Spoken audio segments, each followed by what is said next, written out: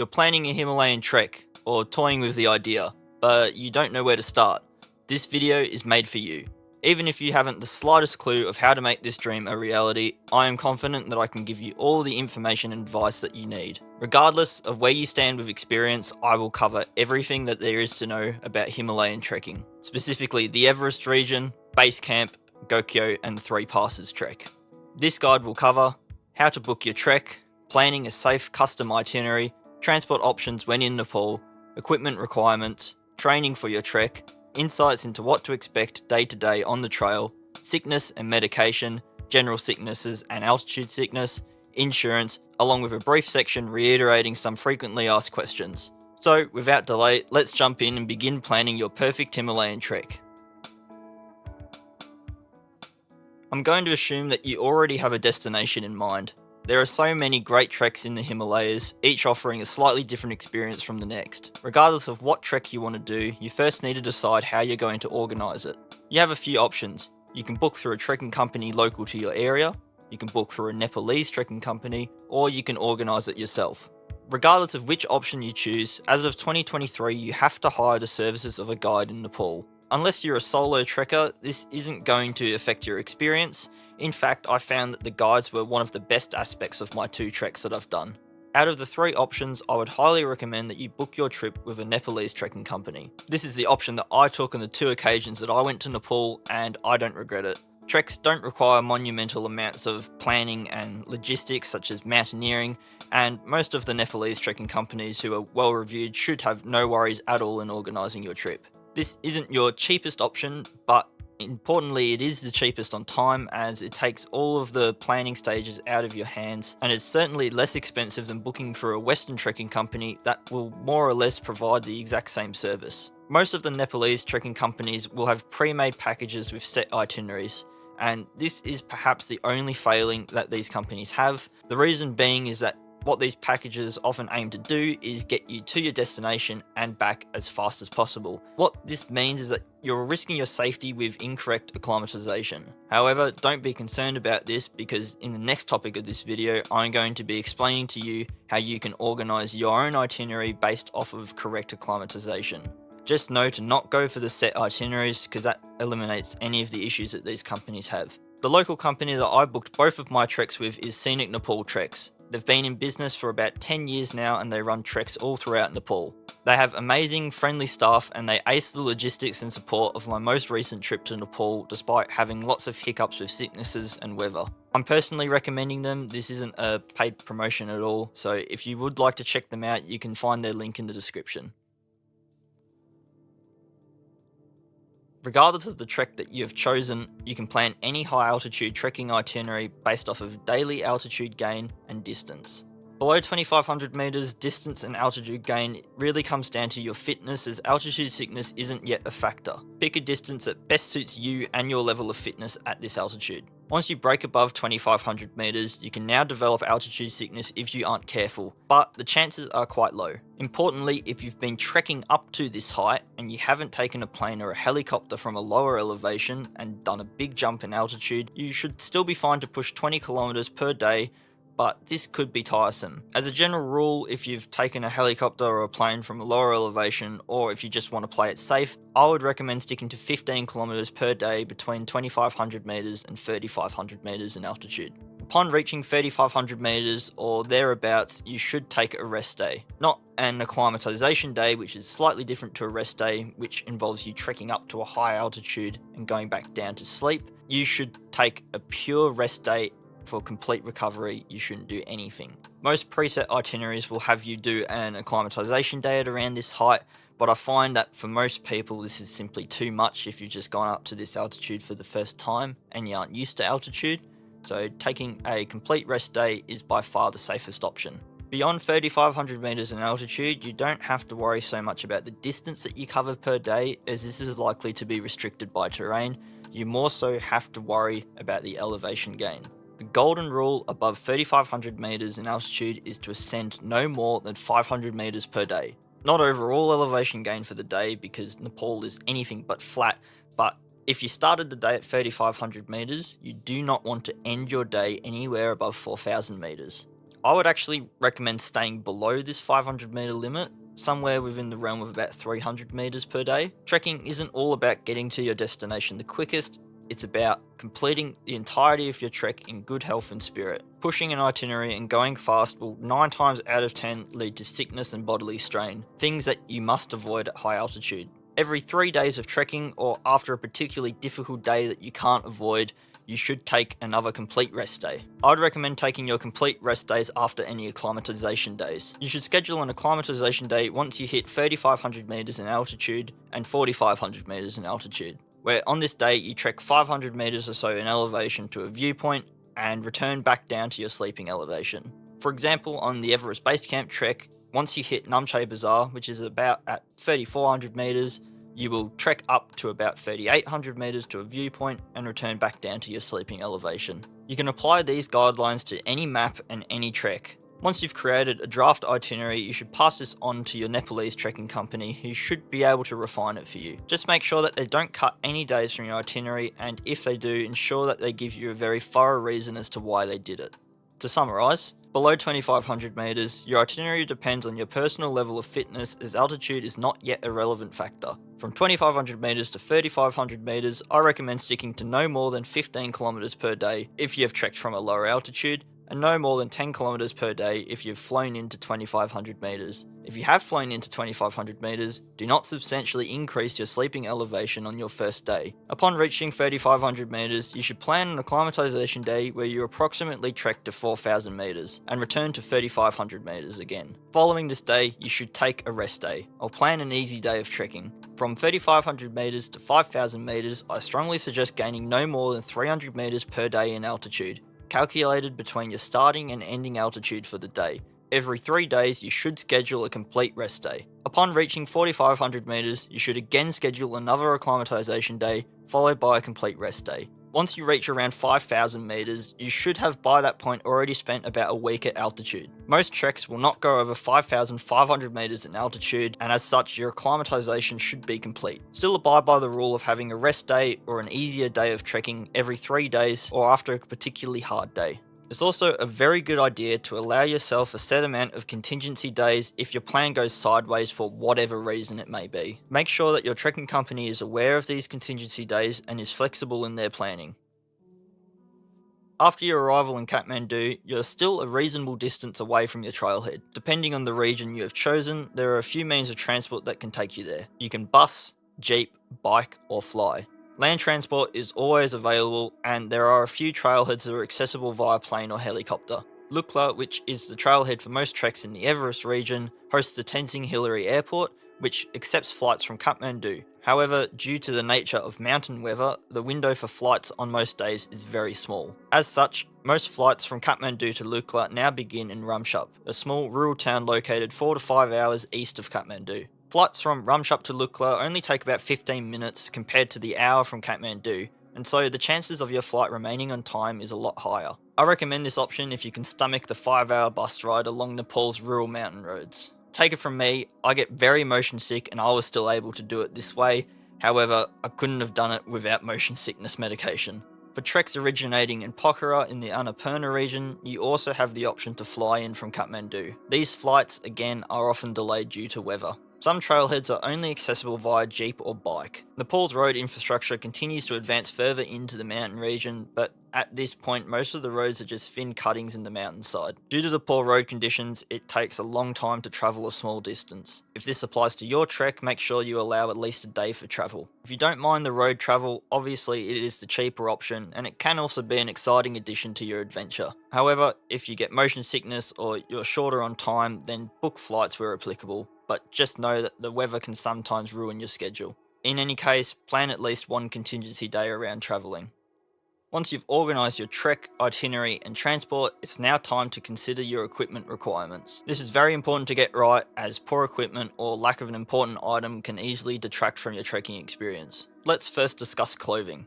But as a note, all of my recommendations are going to be based off of the average 2-week trek during the trekking seasons, which are spring or autumn time in Nepal. If you're planning a longer trek or one that's within the winter season, you will either need to take more clothing or choose the warmer option suitable to the conditions. These suggestions are also coming from someone who doesn't mind the cold and isn't very cold sensitive, so if you are cold sensitive, opt for the warmer option that I suggest. Also, if any of this isn't clear to you at all, I've made sure to link the gear list that I used and provided to my team for my previous trek. It includes all the specific items that I used if you need examples of what to look for.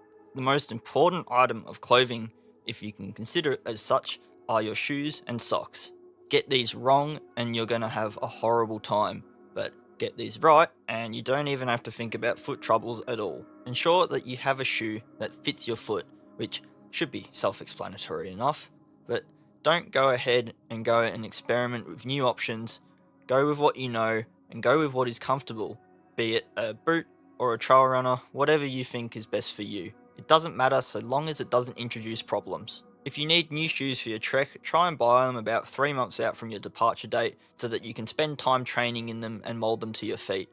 Most modern trekking shoes don't really need to be broken in unless they're made entirely of leather. Along with your trekking shoes, bring along a pair of sandals to use in the tea houses to give your feet a bit of a rest. For socks, only use hiking specific merino wool. They'll be one of the best investments that you ever make for your feet. I suggest taking 2 mid-weight pairs such as this one and a heavier pair for cold mornings and tea house use. These aren't necessary, but I also recommend looking into using liner socks for your trek. They add further blister and rubbing protection, and they also add a little bit of warmth. Next, we'll move to your base layers. I would again go for the merino option due to their increased comfort and warmth compared to synthetic, and also due to their odor repellency, which means that you can get away with packing less clothes. I'd recommend taking 2 to 3 pairs of merino underwear. Feel free to pack more if you think it necessary. 1 pair of mid-weight merino leggings to use for colder mornings and also in the tea house or while sleeping. Also a mid-weight merino long sleeve shirt, which will be a workhorse clothing item for your trek. You'll be able to use this one every day with multiple combinations of layers. If you get it right and you think it's comfortable, it'll also allow you to pack less clothing as you don't need anything other than this. Also pack in a heavyweight merino long sleeve for sleeping in and also for use on colder days. Optionally, you could also pack a t-shirt, but as I said, with the midweight merino long sleeve, it's so versatile that I never ended up needing it, and on pretty much every single day, well, in fact, every day on my trek, I was wearing my midweight merino long sleeve. For pants, most pairs of general trekking pants such as these will do just fine. If you like shorts, then opt for a convertible pair so you can decide what you want to do day by day.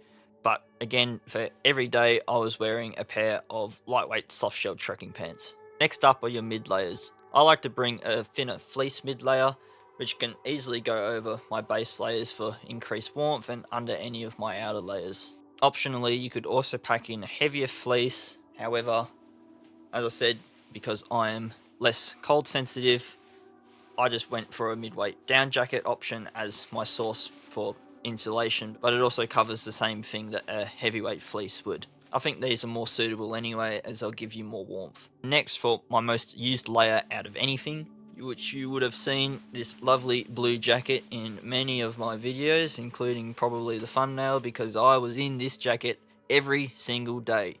There was something around maybe $100 for this jacket, but man, is it worth it. It's amazing, protects you from the wind, super breathable, just you don't even feel like you're wearing a jacket, super stretchy. I could go on and on about this jacket. I absolutely love it and highly recommend it. For your outer layers, I would suggest a 3-layer Gore-Tex jacket.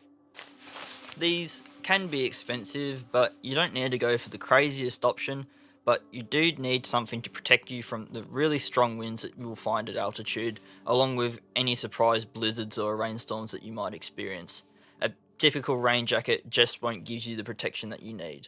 However, you can go for just a regular pair of rain pants. Gore-Tex pants aren't necessary for just any old general trekking, and rain pants will do just fine. You can also use as just a more comfortable alternative, and potentially even warmer, is just a specific climbing pair of softshell pants, which were, for me, heavier softshell material, and they also had some fleece lining inside. If you're a particularly cold sensitive person, or you're planning any early morning starts to viewpoints, consider looking into getting a heavyweight down jacket. This isn't necessary in my opinion, as I found wearing my thin fleece along with my soft shell midweight down jacket and my outer layer, I was able to go comfortably and warmly up to heights above 6,000 meters.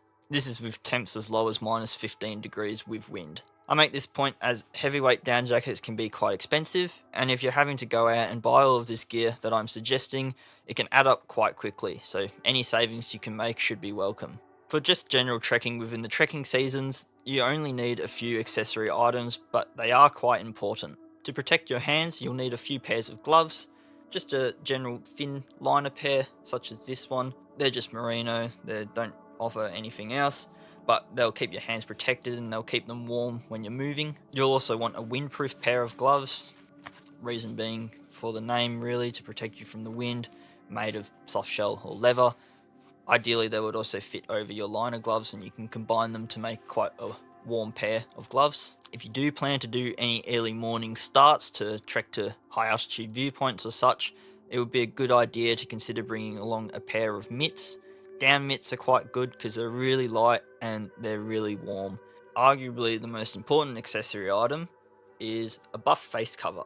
This is a multi-purpose item and it does quite a lot. It covers your face, preventing you from breathing in the cold and dry air at altitude, also protecting you from the wind, and it also protects your head from the sun when combined with something like a sun cap. This combination of sun cap and buff is a lifesaver, and you'll probably be using it every day. You'll also need a beanie, any kind. Just pick something that isn't too thin and isn't too thick and it'll be just fine. And lastly, you'll need a pair of sunglasses. If you aren't going near any glaciers, you can go for something that's a bit less, but if you are going on a glacier or you're going to be going near lots of snow on clear days, which means a lot of glare and isn't particularly good for your eyes, you're going to want something that's a category 3 to 4 polarized pair of sunglasses. I'd also consider bringing along a small pair of leg gaiters just to keep the dust from getting into your shoes, as most trails are very dusty. Let's move on to your sleeping gear, which for Himalayan treks isn't that complicated. Unless you're staying in a tent at any point along your trek, you will only need 3 items. The most important item out of the 3 would be a down bag rated to at least minus 10, comfort rated, which is important. I've got the stuff sack for my bag, which you can see the stats there.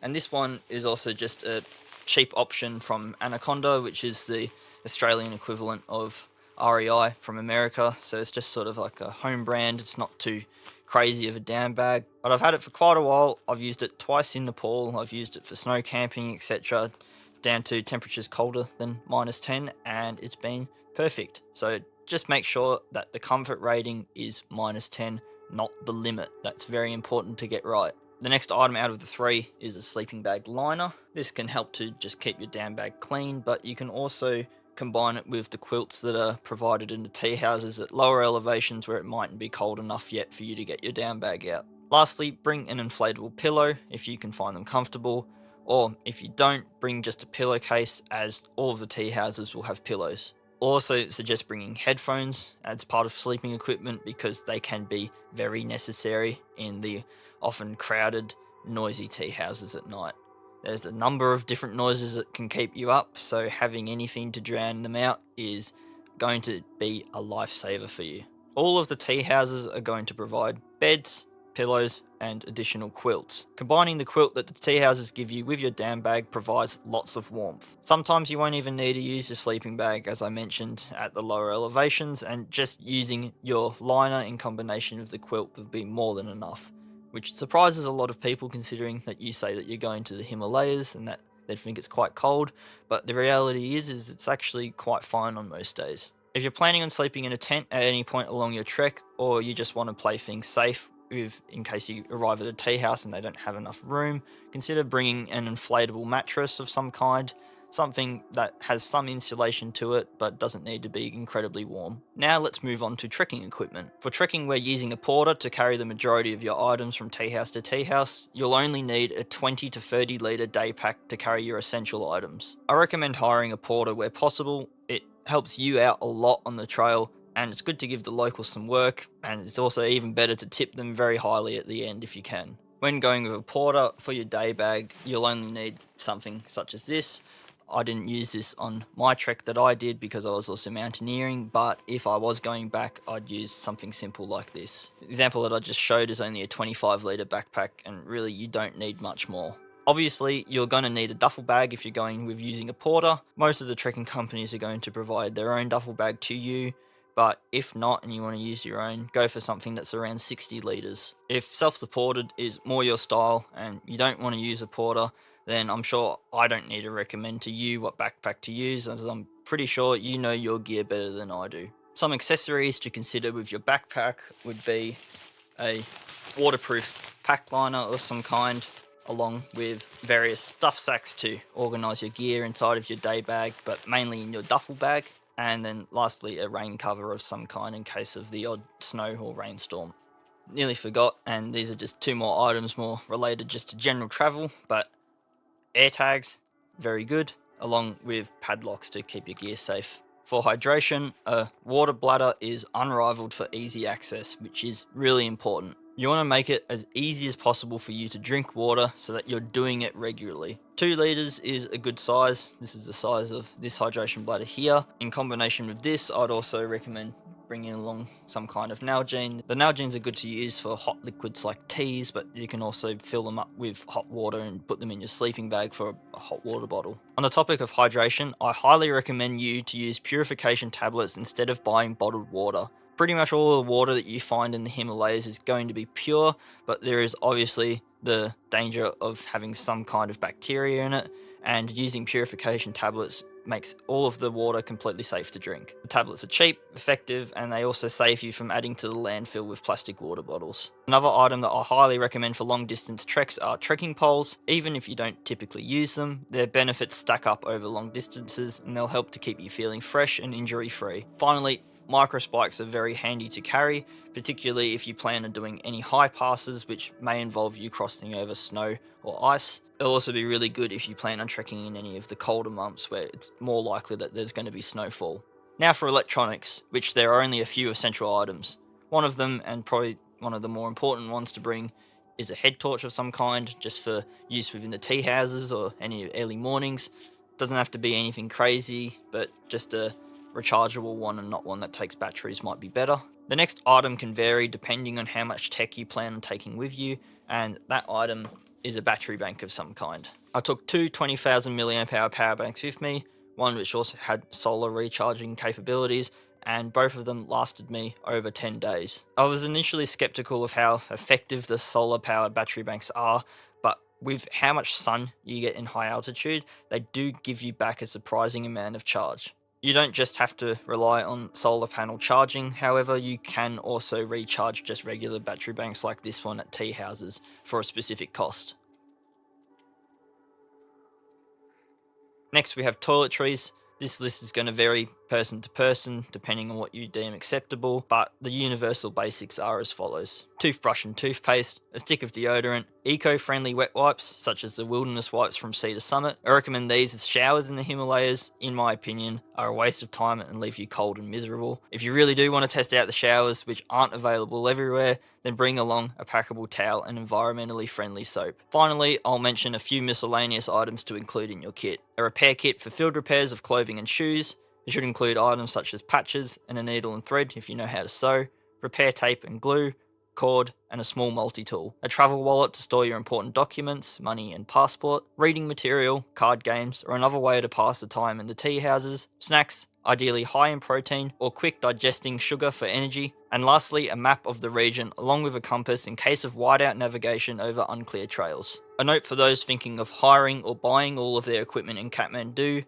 I recommend you buy all of your equipment from your home country. There are some savings to be had from buying equipment in Kathmandu, but you're going to be sacrificing reliability. From all the people I've spoken to who have hired or bought gear in Kathmandu, all of them have reported in having equipment problems. A common item that people think that they need to hire in Kathmandu is a -20 comfort rating sleeping bag, but as I've mentioned before, -10 is perfectly fine, and even with me buying a budget option sleeping bag, I had no issues with warmth at all. Don't waste your time or money in buying or hiring one of these bags, as again, they also are really susceptible to failures. Another point is that I probably wouldn't trust the ratings on these knockoff bags anyway. They might say that they're -20 comfort rated, but the chances of them actually being that rating is quite small. For smaller and less consequential items, go crazy if you want to buy them in Kathmandu, but just remember, don't try your luck on the more important items. Equipment failure won't end your trek, but it isn't going to make it any better. Another note relating to baggage, most of the domestic airlines have a weight limit of 15 kilos for your luggage. Don't be worried about this limit. In fact, take it as a sign to think critically about what you're taking and to not overpack, as really 15 kilos for any 2-week trek is more than enough. Everyone is going to have different needs, but don't pack as though it's a family holiday. Pack as though it's a 2-week long hike, because it is. That's it for equipment for now. I'll go over medication when discussing the various sicknesses that you may encounter in the trail, but for now, let's turn our attention towards training our body for the day-to-day strain and demand of high-altitude trekking. Altitude is a strange beast. It can seem daunting and mysterious to those who don't know what to expect. The good news is that the body adapts, and provided you follow a good acclimatisation plan, you don't have to be ridiculously fit to complete the average trek such as Everest Base Camp. The first phase of a trekking training routine is known as the base. During the base phase, you're building up your fundamental fitness in strength and aerobic endurance. This is to ensure that your body is fit and able to move into more specific and challenging training in the following phases. The first component of the base phase is lower body strength training. Look to exercises like step-ups, lunges, leg press, or squats if you're more experienced, calf raises, Romanian deadlifts, and glute bridges to get you started. These should be completed twice a week, each exercise performed with high repetitions in the range of 15 to 20 and for 3 to 4 sets per each exercise. Along with strength training, you'll also need to begin aerobic training, more specifically Zone 2 steady state cardio. The specific exercise you choose to achieve this is really up to you, but what matters most is maintaining your heart rate within a specific zone, with this being Zone 2. Zone 2 cardio is roughly at 60 to 70% of your maximum heart rate. In the base phase, aim to do your aerobic training 2 to 3 times per week, doing it for a minimum of 30 minutes at a time. Another really important habit, really, rather than training, is to begin daily walks. You don't need to do anything specific as such, but get your body used to walking roughly 10,000 steps per day. 10,000 steps is roughly 1 hour of walking, and I'm sure most of you are doing this anyway, but if not, make sure that you're starting it during this phase. Follow this routine of 2 strength training sessions per week, 2 to 3 aerobic sessions per week, and daily walks for roughly a block of 6 weeks before you move on to the next phase. The next phase of training is where you introduce more exercises to the base phase training, whilst also upping the intensity. This is known as the build phase. Continue strength training twice per week, but introduce a few more exercises to strengthen your core and supporting muscles of your hips and back. These being side planks held for 30 to 60 seconds for 3 sets, Nordic hamstring curls for hamstring and knee strength. These are advanced but can be broken down for anyone to easily begin. Focus on controlling your movement as you lower yourself with your legs. Aim to control this for 5 seconds at a time for 5 to 6 repetitions per set. Leg raises, either from the ground or hanging from a bar for heightened difficulty. This trains the lower abdominal muscles and hip flexors. Do these for 4 sets with 15 to 20 repetitions. And finally, add in 3 sets of bird dogs for general core and back stability training. Hold these for 10 seconds per repetition for 6 repetitions per side. Continue with your aerobic training, but remove one of the sessions and increase the time spent in the remaining 2. This should then become 2 sessions of 45 minutes to an hour of Zone 2 cardio. The reason behind removing one of these sessions is we need to clear up more time in the schedule to focus on endurance training. Twice per week, you will now want to do weighted pack training up a reasonable incline. Find a local hill, or if no terrain is available, a Stairmaster machine or flight of stairs. Begin with 10% of your body weight. If you're 70 kilos, start with 7 kilos in your backpack. If you're 50, start with 5 kilos in the backpack, and so on. Using water bottles and filling the empty spaces with towels is the best way to increase the weight of your pack and have the weight evenly distributed. You should complete 60 minutes of weighted pack training twice per week, or substitute out 1 session for the next aspect of training, which is training hikes. This is simple, but it is very specific to what you'll be doing. This is just you getting out and going on hikes, ideally over mountainous terrain. Aim to build up to hikes that are around 25 kilometers in distance with over 1,000 meters of elevation gain. Your build phase should last anywhere from 12 to 16 weeks, where every 4 weeks you take a deload week. A deload is simply completing your exercises at a much lower intensity. For the sake of this training program, your deload week will be you defaulting back to your base phase of training. 2 weeks before your departure to Nepal, you should finish up your build phase and move on to the tapering phase, which is essentially the same as a deload. Default back to doing your base phase training, taking it easy, focusing a little bit more on recovery before you go. By following this program, I'm 100% certain that you'll be able to be more than fit enough to complete your trek comfortably, and you won't have to worry about your fitness at all. Training and being fit and healthy minimizes your chances of becoming sick when on the trail. Minimizes, not removes. With correct preparation, there aren't many things that are going to get in your way from enjoying your trek, but sickness is the ever-looming threat. The combination of a deficient diet, high altitude, and unfortunately, in most scenarios, an unhygienic environment, it primes your body for sickness to take hold. There are ways to combat sickness, however, those being medication, supplements, and avoidance. One way or another, unfortunately, it's highly likely that you're going to get sick at some point along your journey. But don't be deterred by this, as knowing what can happen will allow you to be prepared for when it does. This is perhaps one of the more important topics to cover in this video, as it's crucial to learn of these sicknesses as it can be life-threatening. Correct preparation will keep you safe. That is why this section is the most important. Let's first begin with altitude sickness, the most common threat to Himalayan trekkers. Altitude sickness has many forms, ranging from acute to severe. The most common form of altitude sickness is known as acute mountain sickness, or AMS. AMS has mild to major symptoms that require constant monitoring. This is because continuing on your trek usually means further increases in altitude, which in turn worsens the symptoms of altitude sickness. These symptoms include, but aren't limited to, light to severe headaches, appearing in the brow, the neck, and occasionally around the head. Light headaches at altitude are normal, so if you get that, don't feel alarmed, but if you get a severe headache, it needs to be monitored closely, and if you get one, you shouldn't move up in altitude. Other symptoms are loss of appetite, nausea and vomiting, lack of coordination and mental clarity, noticeable drop in physical performance unrelated to increases in altitude, fatigue and tiredness, and insomnia. Thankfully, AMS can be controlled by a number of means. Slow movement,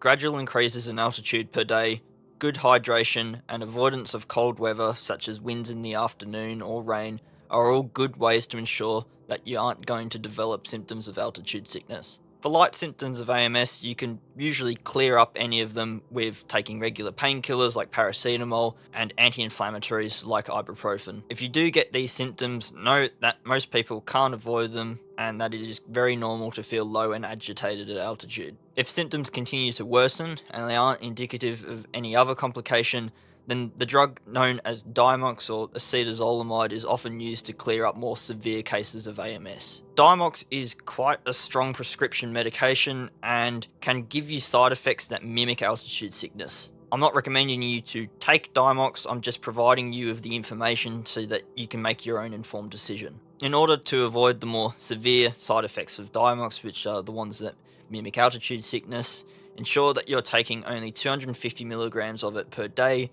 which translates into roughly half a tablet in the morning and half a tablet at night. If symptoms continue to persist or get worse when you're using Diamox, only increase the dosage and descend. Do not ascend if symptoms persist. This is because you aren't going to know if you're developing further complications related to altitude sickness or if they're due to the side effects. This is important because the two more serious complications relating to altitude are high altitude pulmonary edema, or HAPE, and high altitude cerebral edema, or HACE.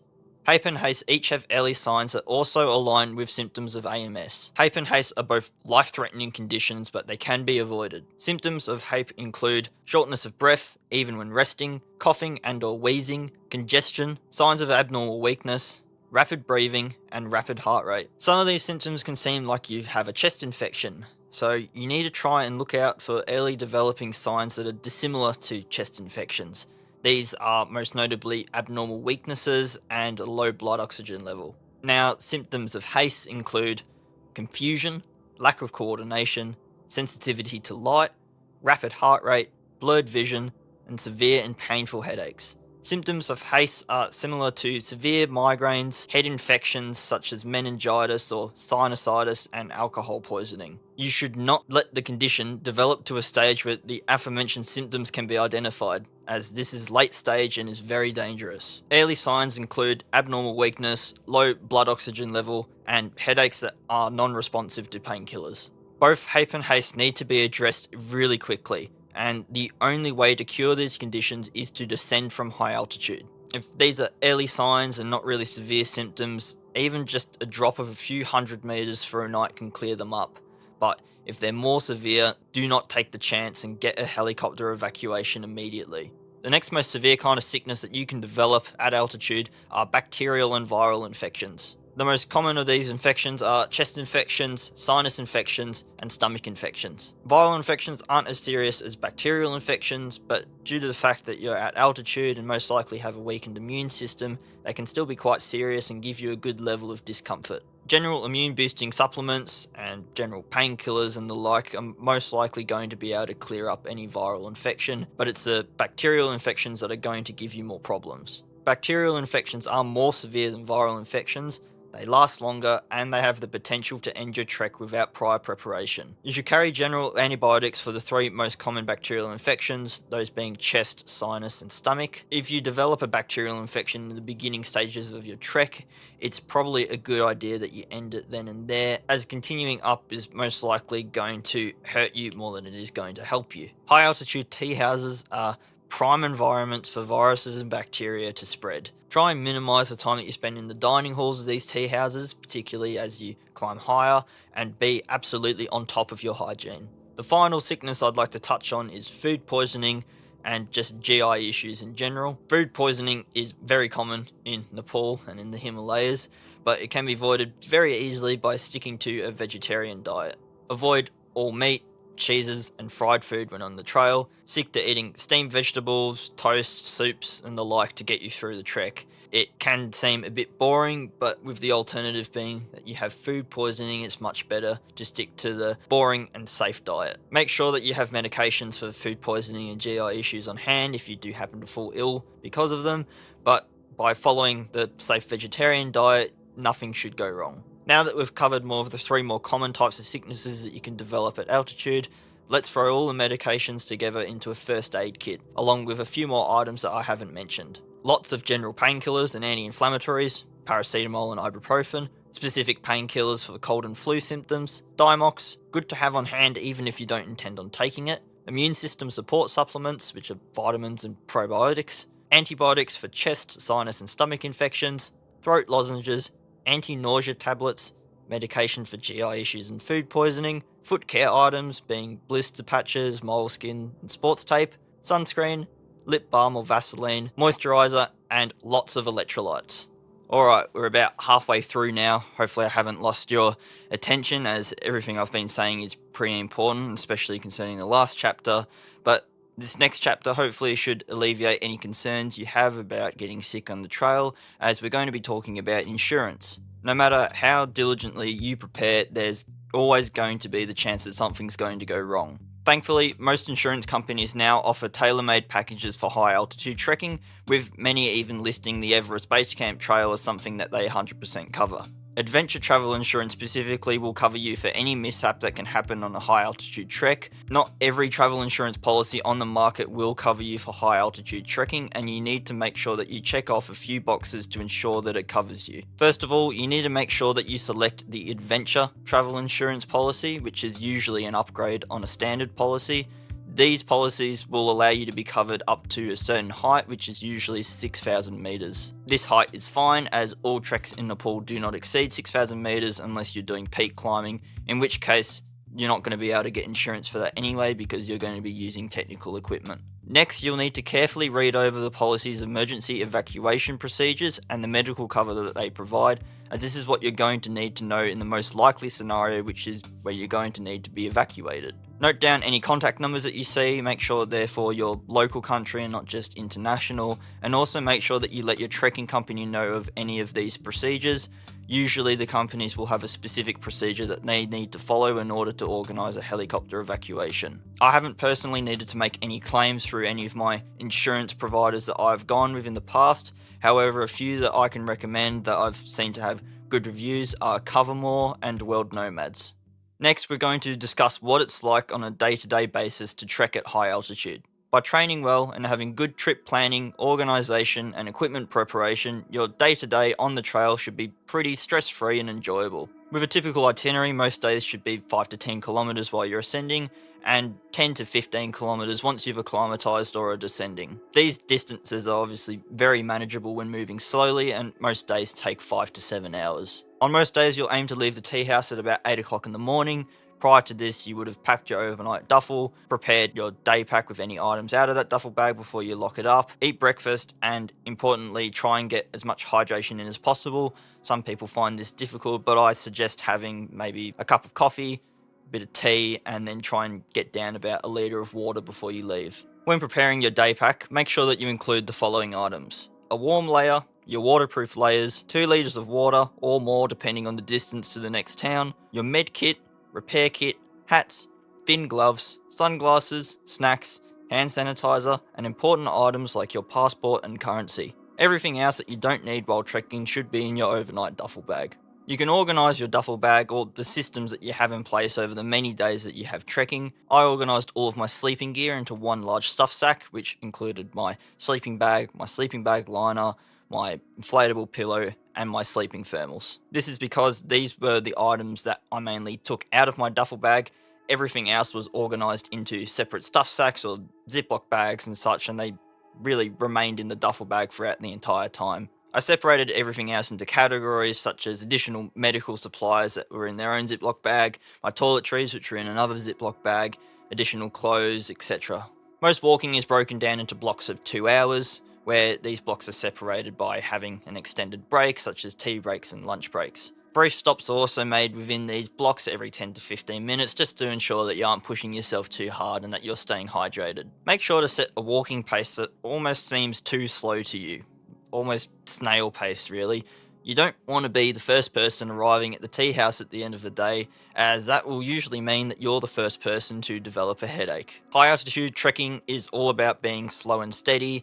It's about getting to your destination in good health. It's not about getting there the quickest. A normal spring or autumn day in the Himalayas will have a lovely, clear and beautiful morning with clouds rolling in the afternoon to bring maybe showers or a little bit of snow, which typically clears over the night to bring another really good morning the following day. Do note of any abnormal gathering of cloud that isn't within the afternoon, such as if you notice more clouds in the mornings, as this typically signals a larger change in the weather. Trekking typically finishes before the late afternoon due to those weather changes, but if you are trekking into the late afternoon, make sure you're taking care to keep yourself out of the elements. Most mornings can be brisk, but as the day goes on, the high altitude sun usually heats up the air quite quickly.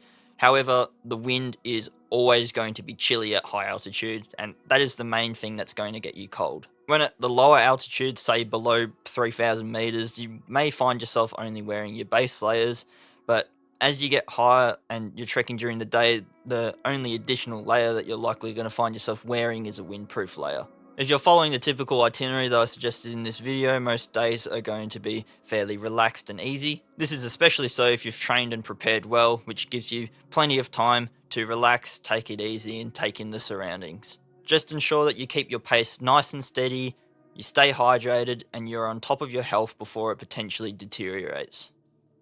I've made a good few videos in the past regarding the topic of trekking in Nepal, and I've noticed a few recurring questions that I'll cover here. Equipment seems to be an ever popular topic for some reason, and I do get it. I was a bit confused during the first stages of me initially going to Nepal, but after going and after using gear, it really doesn't matter so much about the nitty-gritty and specifics of what you have. You just need to make sure that it checks off the basic categories of what it is. Such as, like, is it a merino top? Yes, well, the brand doesn't really matter. Is it a -10 comfort rated sleeping bag?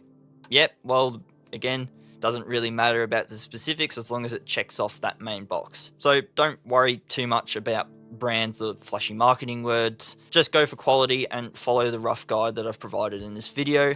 And if you're still confused, please do download the checklist that I've provided in the description. The topic of porters has also appeared more than once in relation to whether or not you need to use them. No, you don't need to use them, but I do recommend them for the reasons that I've listed in this video. You can obviously trek without a porter, but that just means that you have to carry all your gear through the duration of the trip. Then that just means you're going to have to be stricter with your packing or more disciplined with your training. Temperatures always seem to be a concern for people. Obviously, when you think about the Himalayas and the highest mountains in the world, snow-capped peaks, you're going to think that it's quite cold. As I've said, it's deceiving. It's not really that cold during the peak trekking seasons. Unless you're particularly affected by the cold, you feel it more than others, or if you have a disease such as Raynaud's syndrome, then you're likely going to be surprised at just how warm it is at high altitude. This obviously isn't going to be the case if you're trekking during winter, but for the trekking seasons in autumn and spring, you don't really need to worry about any extreme temperatures. The absolute coldest temperature you might face if you've woken up for an early morning start to go to a viewpoint is going to be maybe around -10, but then again, compared to what the temperatures can be over there, -10 is warm. Even at night, if it's -10, you're likely not going to feel it if you're nice and wrapped up in your -10 comfort rated sleeping bag with the quilt that the tea houses provide over the top of you.